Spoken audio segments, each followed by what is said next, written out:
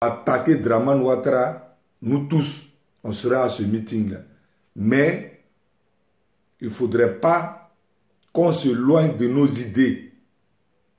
Il ne faudrait pas qu'on se perde pour dire que c'est Soro Guillaume qui va gouverner le pays en 2020.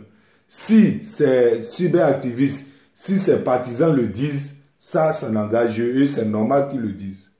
Mais nous, il ne faudrait pas que on déroute. Il ne faudrait pas aussi qu'on croise les bras pour attendre à ce que tout se dessine pour nous. On a notre objectif. Notre objectif, c'est de voir toute personne venue au pouvoir contre Draman Ouattara, mais en tout cas, pas Soro Guillaume.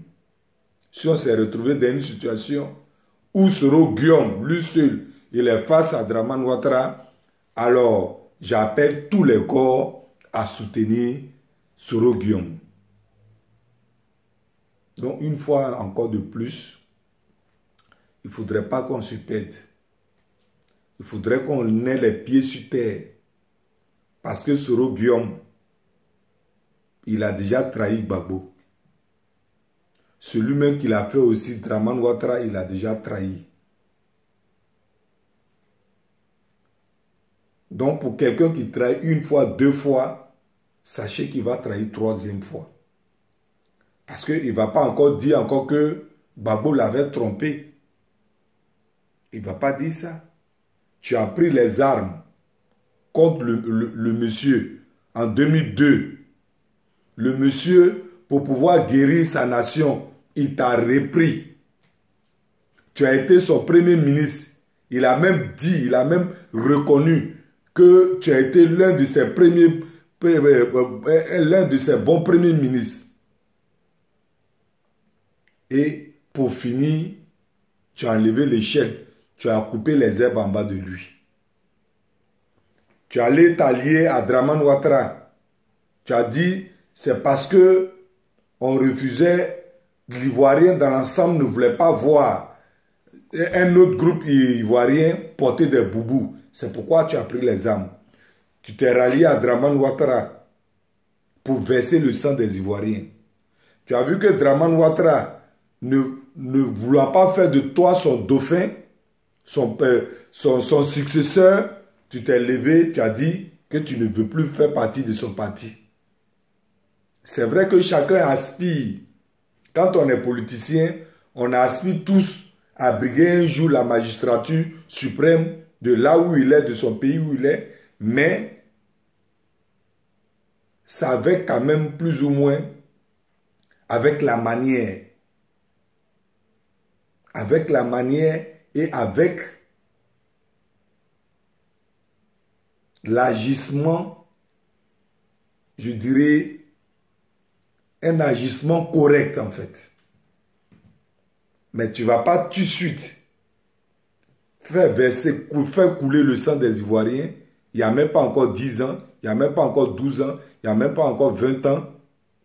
Et tu vas te lever pour dire que je vais être président des Ivoiriens. Ça, en toute sincérité, devant Draman, ok. Mais en dehors de Draman Ouattara, mon frère, nous, on ne va pas te soutenir. Ça, c'est clair. On ne va pas te soutenir.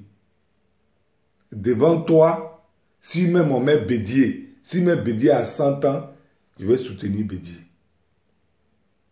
Parce que jusqu'à preuve du contraire, si Bédié a même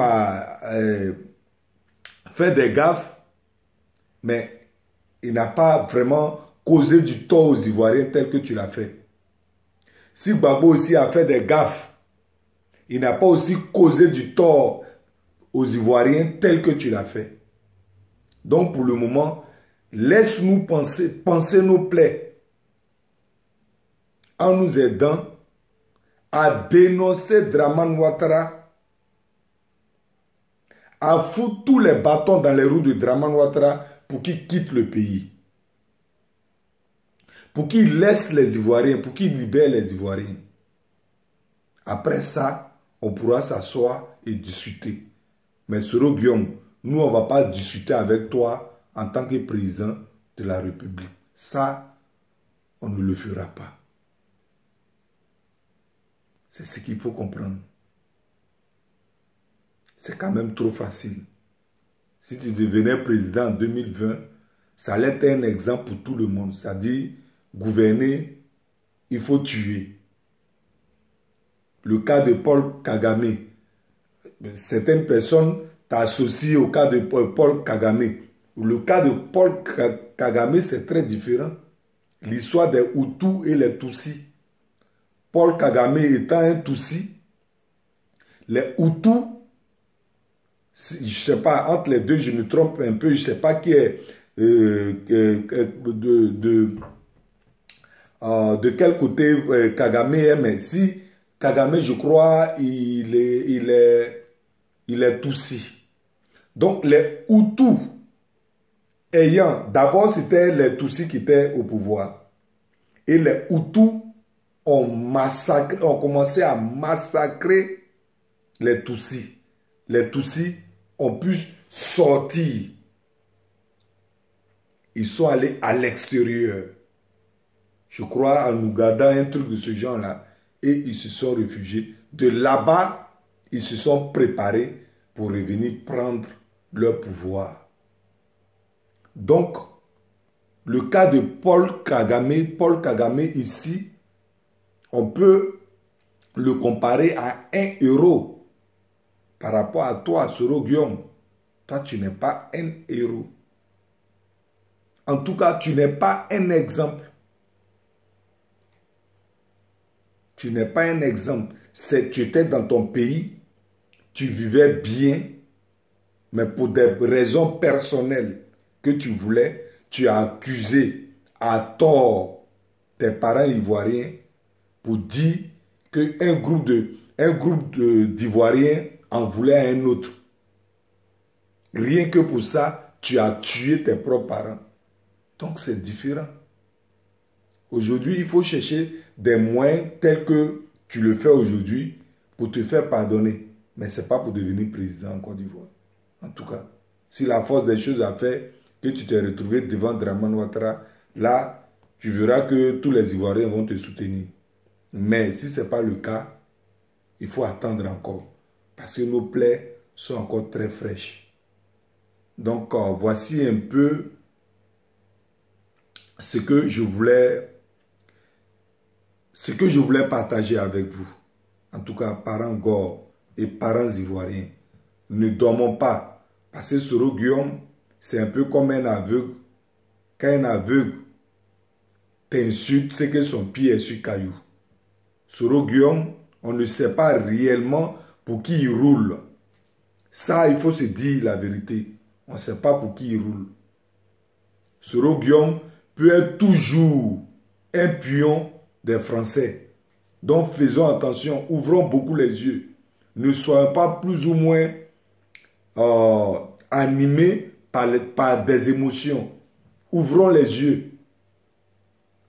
Ceci étant, je vous souhaite une très bonne soirée et que la paix de Dieu veille sur nous. Que la paix de Dieu veille sur la nation ivoirienne. Et une fois encore de plus, mes condoléances les plus attristées à cette famille éplorée, la famille de Arafat Didier. Merci.